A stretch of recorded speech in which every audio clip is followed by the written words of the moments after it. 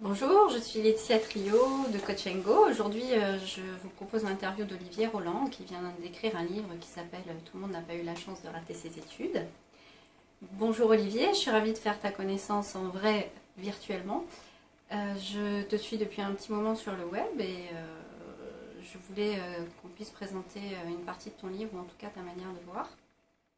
Dans ton super livre que j'ai commencé à parcourir, puisque j'ai pas pu tout lire, je l'ai eu que vendredi, qui était sa date de sortie.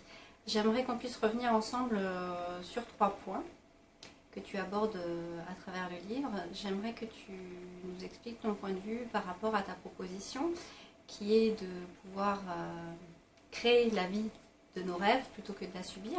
Qu'est-ce que tu entends par là? Ok, donc comment faire concrètement, c'est ça? Ok, parce que donc ouais, effectivement dans le livre il y a trois grandes parties. La première c'est une critique du système éducatif, pourquoi il est de plus en plus obsolète et pourquoi il est vain d'attendre qu'il se réforme. Deuxième partie c'est comment hacker son éducation en boostant son intelligence, en apprenant à apprendre, en boostant sa volonté. Et la troisième partie c'est comment avoir une entreprise qui est au service de sa vie plutôt que sa vie soit au service de son entreprise. Donc, bah, écoute, l'idée déjà c'est que il y a beaucoup d'entrepreneurs, et j'en ai fait partie pendant longtemps, qui créent leur entreprise pour être plus libre et plus indépendant et au final se rendent compte au bout de quelques années que c'est devenu une prison. Et c'était mon cas. Moi, j'ai arrêté l'école à 18 ans pour créer ma première boîte à 19 et c'était génial. Mais au bout de quelques années, j'en ai eu marre, si tu veux, d'avoir le rythme classique de l'entrepreneur surmené à travailler 60-70 heures par semaine. Et du coup, je me suis rendu compte que je n'avais pas de moyen de m'échapper de ça parce que mon entreprise était ma seule source de revenus. En tant que gérant en France, je n'avais pas le droit au chômage. Je ne voyais pas comment je pouvais revendre mon entreprise. Et c'était une entreprise qui comptait sur moi. Sans moi, je ne voyais pas comment elle pouvait, enfin, même en réduisant mon temps de travail, je ne voyais pas comment elle pouvait tenir. J'avais des salaires à payer, etc. Donc, je me suis mis en quête de solutions pour avoir une entreprise qui me permette d'avoir un meilleur équilibre de vie.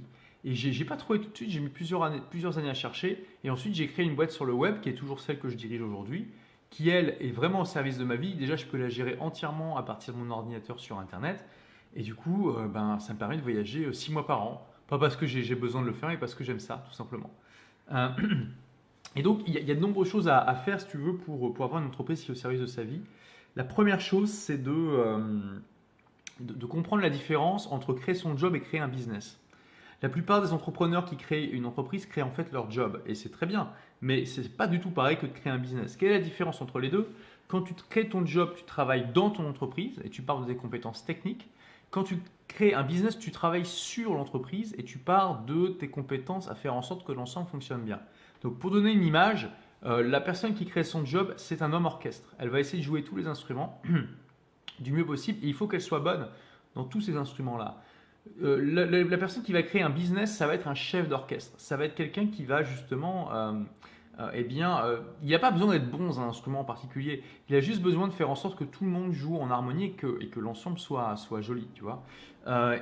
C'est d'ailleurs c'est ce qu'était Steve Jobs par exemple chez Apple. Je ne sais pas si tu as vu le dernier film sur Steve Jobs. Il y a un moment, il y a son associé Steve Wozniak qui est l'inventeur du premier ordinateur Apple, enfin des deux premiers, qui lui dit mais tu fais quoi? C'est moi qui ai inventé les ordinateurs, c'est l'équipe qui fait ci, c'est l'équipe qui fait ça, toi tu fais quoi? Et Steve Jobs il lui dit moi je suis le chef d'orchestre. Et il a raison. Donc concrètement, quand on est un petit entrepreneur, ça veut dire quoi?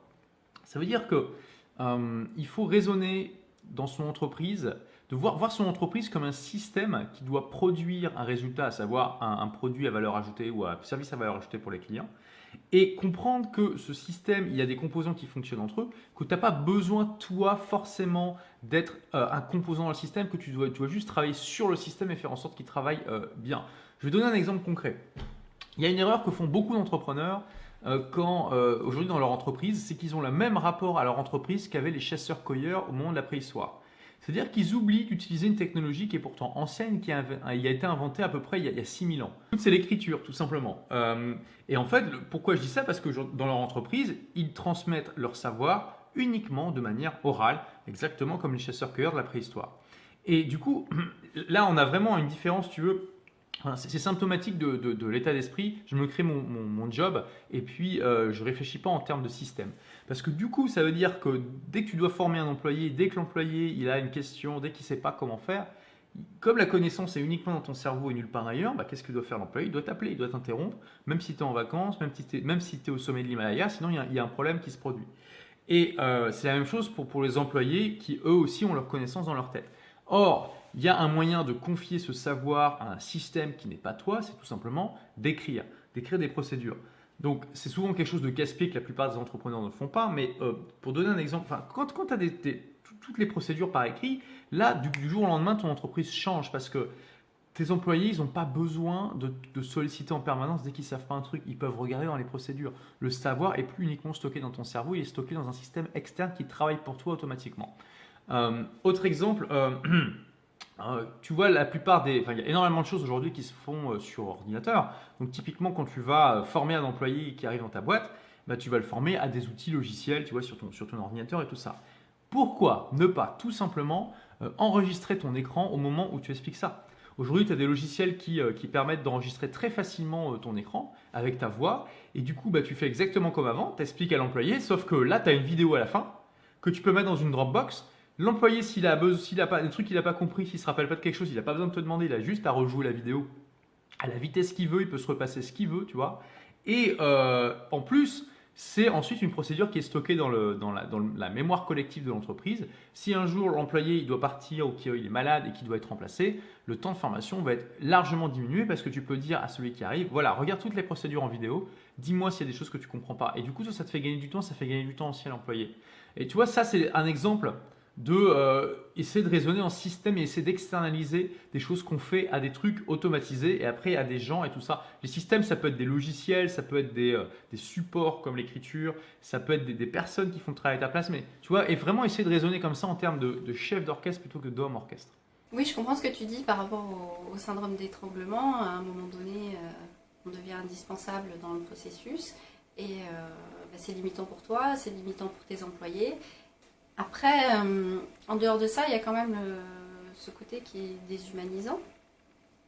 Quand le patron est là et qu'il échange avec ses employés, il y a quand même tout un processus qui se fait et qui ne peut pas exister quand il n'est pas sur place en personne et que la relation interpersonnelle ne se met pas en place. C'est vrai, de toute façon, c'est comment dire, une critique qu'on entend souvent par rapport à ce genre de système. Et tu peux effectivement mixer les choses de manière à avoir le meilleur des deux mondes. C'est-à-dire que tu vas quand même effectivement accueillir les gens. Tu vois, quand ils arrivent, tu vas pas forcément les mettre devant leur ordi en leur demandant de regarder des vidéos uniquement. Mais tu peux mixer les choses pour essayer de trouver un juste équilibre entre l'humanisation et la performance. Et je suis désolé, c'est pas humain et c'est pas créer des bonnes relations que de devoir se rendre indispensable en termes de connaissances. Et c'est vrai pour tous les employés. Je veux dire, il y a des gens qui s'enorgueillissent, tu vois, quand ils partent en vacances et qu'ils reviennent, ils ont 50 messages sur leur répondeur. Ou même qu'ils doivent répondre tous les soirs ou tous les jours, ils se laissent interrompre quand ils ne devraient pas se laisser interrompre parce qu'ils ont l'impression d'être indispensables. Et parfois, il y a une rationalisation, tu vois, de se cacher derrière des concepts comme oui, mais c'est plus humain, etc., alors que c'est juste inefficace. Et au-delà de ça, j'ai une vision, tu vois, de l'entreprise où tu as en gros deux manières de fonctionner. Tu as ce que j'appelle les entreprises synchrones et tu as les entreprises asynchrones. Les entreprises synchrones, dans leur philosophie sous-jacente, et souvent c'est pas réfléchi, c'est juste que c'est comme ça depuis la nuit des temps et que ça n'a pas été remis en cause, c'est que tout le monde est supposé échanger en temps réel. Les gens arrivent à peu près à la même heure au boulot, souvent dans le même endroit, ils ont à peu près les mêmes horaires, on leur demande de discuter entre eux, de faire des réunions, de discuter au téléphone. Bien sûr, les mails existent, mais on s'attend des gens à ce qu'ils répondent rapidement. Et souvent, il y a des logiciels de chat aussi de plus en plus qui sont utilisés. Ça, c'est, on va dire, le mode de fonctionnement par défaut, classique de la plupart des entreprises. Mon entreprise, personnellement, est asynchrone. C'est-à-dire que je demande à aucune des personnes qui travaillent pour moi d'échanger en temps réel. Ça n'existe pas dans ma boîte. Mais il n'y a aucune personne de mon équipe qui a mon numéro de téléphone. Ça n'existe pas. Ils ne savent pas comment m'appeler. Parce qu'il n'y a rien dans mon entreprise qui justifie qu'on puisse me déranger pour ça. Même une urgence, il n'y a pas d'urgence vraiment urgente possible dans ma boîte. Donc, tout se fait par email et tout se fait par un logiciel de gestion de tâches qui s'appelle Asana. Et Asana, ce n'est pas un truc de chat, c'est vraiment un système asynchrone, c'est-à-dire que moi, je peux confier une tâche à quelqu'un avec une date limite, mais après, la personne, qu'elle travaille à 3h du matin ou à 3h de l'après-midi dessus, je m'en fous complètement, ça n'a aucune importance. Et du coup, ça a plusieurs avantages. c'est que, les employés ou les prestataires, en l'occurrence moi c'est des prestataires, qui sont beaucoup plus libres de leur emploi de temps, ils peuvent s'organiser comme ils veulent. S'ils veulent faire la fête toute la nuit et dormir toute la journée, il n'y a pas de problème tant que le travail est fait à temps. Ça peut être fait sur différents fuseaux horaires. Moi j'ai pas de bureau, j'ai des employés, c'est pas des employés, des prestataires qui travaillent dans le monde entier pour moi. Au Québec, au Maroc, en Chine, etc. Et c'est extraordinaire. Donc on n'a pas besoin d'être sur le même fuseau horaire. Et ouais, ça donne une grande liberté d'organisation. Après, c'est pas pour tout le monde parce que quand tu as des bureaux virtuels comme ça, une manière asynchrone de fonctionner, c'est vrai que tu perds la socialisation automatique que te donne l'entreprise. Mais il ne faut pas se leurrer, je veux dire, dans beaucoup d'entreprises, la socialisation qu'elle apporte, c'est pas non plus la panacée. Tu as les mauvaises blagues à la machine à café, tu es avec des gens que tu n'apprécies pas forcément, tu dois te battre dans les conflits politiques et tout ça, te positionner. Enfin, c'est vrai que ça t'apporte une socialisation, mais tu peux l'avoir autrement, la socialisation. Tu peux te créer tu peux faire partie de milliards j'exagère un peu, mais tu vois, de millions de communautés différentes, choisir ta tribu, etc. et socialiser autrement. Et donc, c'est pas pour tout le monde, mais ça a des grands avantages. Et par exemple, mes prestataires, ils adorent parce que ils peuvent voyager en permanence, je m'en fous, tu vois, ils ont une grande liberté de s'organiser. Donc, après, tu as des visions comme ça qui sont un peu différentes.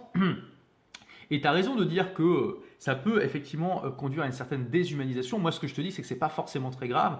Enfin, il y a des moyens de la compenser. Deux, ce n'est pas forcément très grave si tu as d'autres avantages derrière. Même si c'est humanisé, ce n'est pas toujours la panacée. Il y a des gens, voilà, certes, ils sont en contact avec leurs collègues, mais ils se font quand même chier comme des ramans, excuse-moi mon langage, mais dans l'entreprise, je veux dire, au début du livre, tu vois, je donne quand même, je pense que tu l'as vu, il y a des chiffres quand même édifiants. En France, tu as seulement 9% des employés qui se déclarent investis et heureux dans leur job et 26% qui haïssent activement leur job. Alors moi, je veux bien que ouais, c'est cool, ils peuvent boire des cafés à la machine à café, rigoler avec les collègues, mais c'est pas ça qui va faire de leur vie une belle vie, tu vois.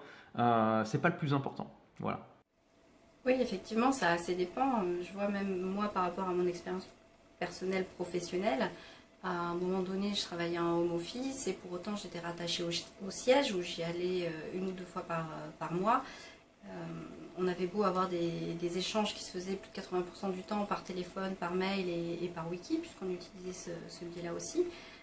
Pour autant, l'esprit de l'entreprise était là, il y avait une vraie culture d'entreprise et c'était devenu comme une seconde famille et finalement on avait des rapports qui étaient très amicaux et il n'y avait pas cette question-là de conflit. C'est pas nécessaire d'être là tous les jours, tout le temps, les uns à côté des autres, aux mêmes horaires, parce que c'est limitant au final. Et il y a d'autres manières de fonctionner. C'était un peu l'ancien système. Maintenant, il y a des nouvelles possibilités qui s'offrent. En plus, avec les nouvelles technologies, on n'est plus limité à ça. Et ça fonctionne bien quand même. Je voulais te poser aussi une autre question par rapport aux trois principes que tu abordes au début du livre. Le principe du bon sceptique. Dont tu avais déjà parlé sur Internet, le principe qu'il existe des méthodes qui fonctionnent mieux que d'autres, et c'est sur ce point-là que j'aimerais qu'on revienne, et donc le troisième principe qui est la loi de Pareto. Pour revenir donc sur le principe qu'il existe des méthodes qui sont plus efficaces que d'autres, j'aimerais que tu échanges avec nous pour nous conseiller peut-être sur les moyens et les manières de pouvoir identifier les méthodes qui fonctionnent mieux que d'autres. Ouais, c'est vrai que c'est délicat, j'en parle dans cette partie dans le sens où tu as à la fois, je dis, les Warren Buffett et les Madoff dans n'importe quel secteur. C'est-à-dire les mecs qui sont vraiment légitimes et qui ont inventé un truc énorme ou qui utilisent une méthode énorme voilà, et d'autres qui sont juste des arnaqueurs. Bon, c'est pas toujours évident quand tu es débutant de se séparer les uns des autres, c'est vrai. Après, il faut quand même se dire que la plupart des escrocs, ils durent pas très longtemps. Donc il y a une sorte de sélection naturelle qui s'opère, mais ce n'est pas le seul critère que tu puisses avoir. Mais déjà, tu peux quand même regarder l'ancienneté, tu vois, quand même, de manière générale. Tu vois, Madoff, il a duré des décennies, mais c'est vraiment l'exception qui confirme la règle. De manière générale, quelqu'un qui dure 10, 20, 30 ans, ça devient compliqué quand même, qu'il soit un escroc. Après, ça arrive, donc ça reste quand même une possibilité. Ensuite, il faut essayer de trouver, si tu veux, un maximum de preuves. Parce que c'est vrai que tu ne peux pas tester toutes les méthodes. Hein. Je parle du bon scepticisme, mais tu ne peux pas tout tester. Donc tu dois aussi choisir les méthodes dans lesquelles tu veux t'investir et parce que parfois faire un test, ça demande quand même du temps, de l'investissement, etc. Bon, déjà, il faut prendre, uniquement tu vas faire ça dans un secteur qui te motive vraiment. Hein. Tu ne vas pas faire ça pour la beauté du geste. Donc c'est important. Et ensuite, donc, tu essaies de trouver un maximum de preuves. Aujourd'hui, avec le web, on peut en trouver pas mal. Des témoignages clients, tu discutes avec les gens, etc.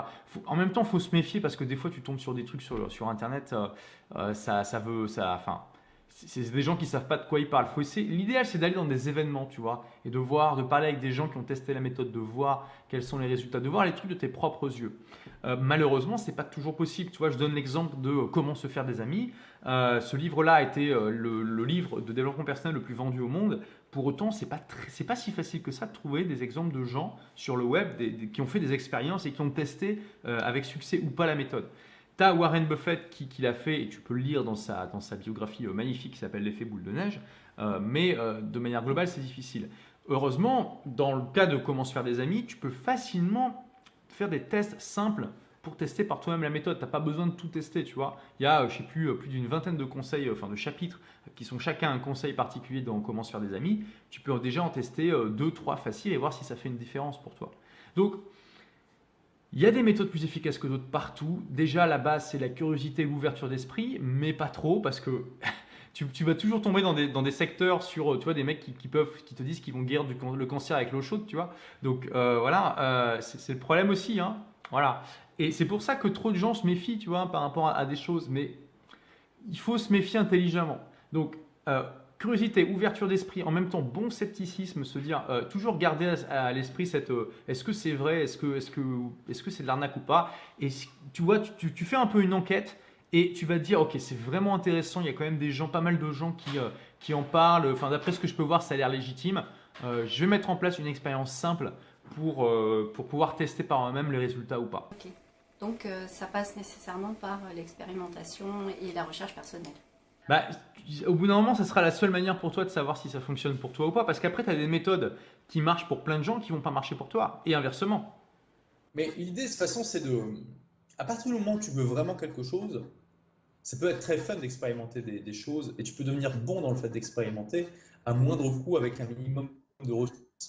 Et des fois, tu vas trouver qu'il y a des trucs qui ne marchent pas et des fois, tu peux trouver des méthodes révolutionnaires qui vont changer ta vie. Après, il y a plus de 400 références scientifiques. J'aime beaucoup aussi m'appuyer sur la science, tu vois, parce que souvent, ça a été testé dans des conditions vraiment rigoureuses auxquelles la plupart des gens n'ont pas accès. Après, il faut aussi quand même se rappeler que c'est pas parce que quelque chose, enfin, tu peux avoir quelque chose qui est prouvé par la science comme étant efficace dans X% de cas, tu vois. Et le problème, c'est que toi, tu fais pas partie de ces X%. Et donc voilà, et inversement, ça peut ne pas marcher pour plein de gens et marcher pour toi. Donc voilà, faut s'éduquer dans le domaine, acquérir une sorte d'instinct pour essayer de, enfin, tu vois, pour se dire ça c'est intéressant, il faut que je teste, et puis voilà. C'est pas facile, hein, mais c'est possible. Oui, après c'est un côté fun, effectivement, il y a le côté défi, C'est un côté challenge et le changement. Hein. Il faut avoir le goût du risque un petit peu.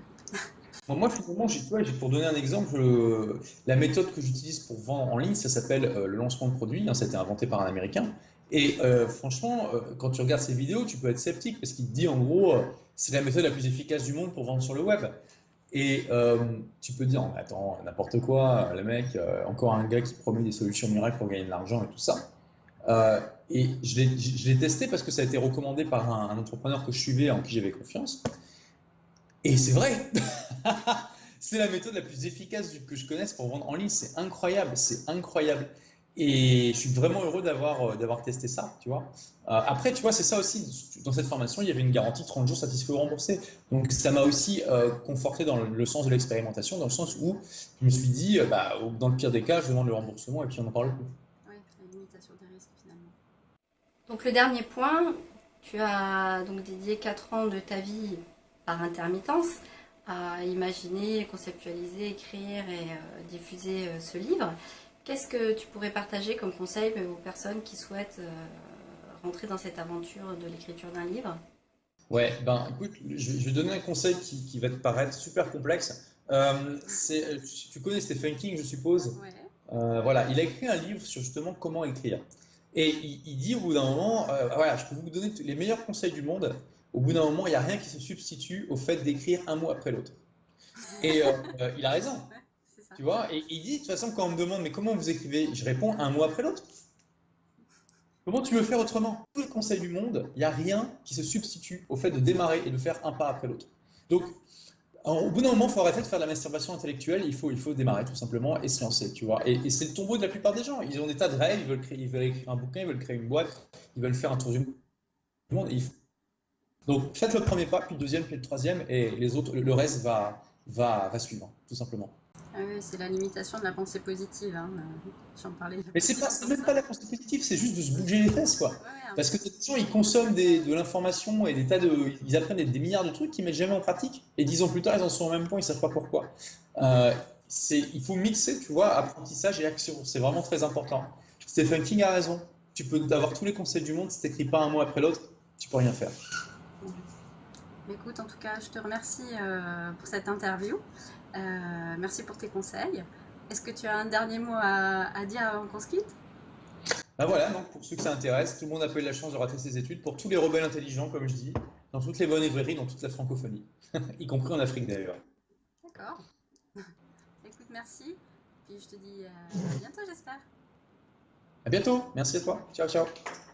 Merci à tous d'avoir visualisé cette vidéo. Si vous l'avez aimée, vous pouvez cliquer sur j'aime en dessous pour pouvoir la faire découvrir à d'autres personnes. J'espère qu'il y aura d'autres vidéos bientôt. Je tenais à remercier particulièrement ma team de broadcasting et je vous dis à très bientôt.